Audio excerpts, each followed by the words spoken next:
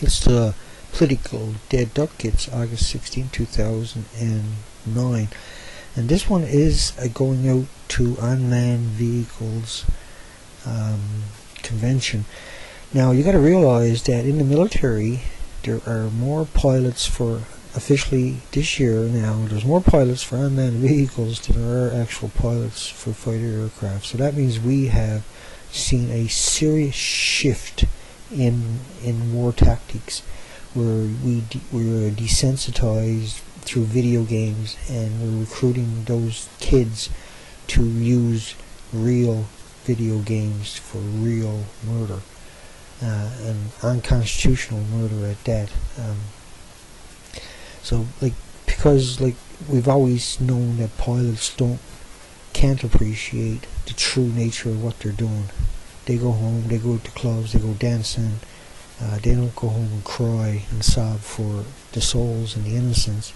They go home and celebrate that they made it back after slaughtering untold numbers of people, and no one will ever know.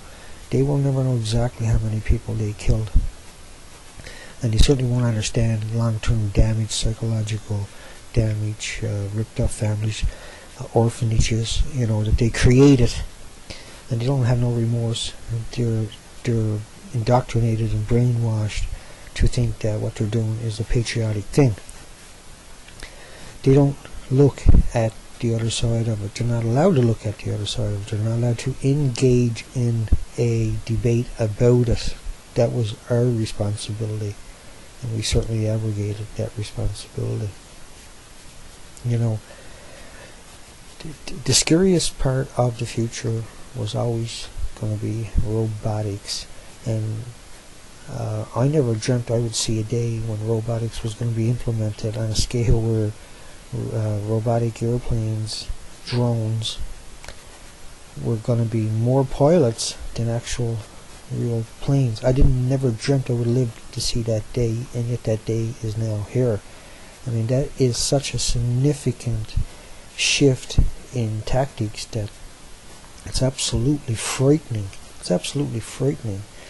The consistent development in technology that doubles every 18 months means we're fast approaching awareness with computers where they're self-aware, and that's a very scary thing. We're going to move humans out of the equation of decision making and actually have unmanned drones, unmanned robotics, and we got those right now. Make no mistake about it. You're just not hearing about it. Everything we know about it, everything we're told, everything we see is obsolete technology.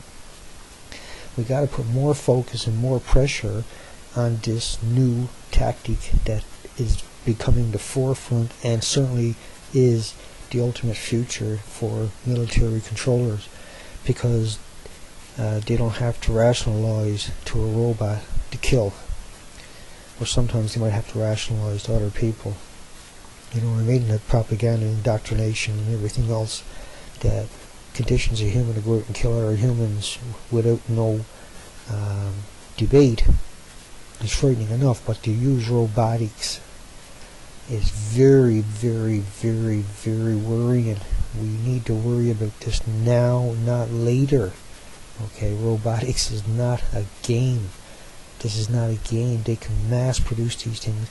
Imagine University in Florida had a contest for students to build a killer robot with heat sensors and sonar devices and stuff like that into it. And sure enough, they came up with it. It was about twice the size of your hand, so you can produce a couple of million of them and airdrop them into a area and exterminate everybody. These were mounted with small 22 caliber machine guns, twice the size of your hand.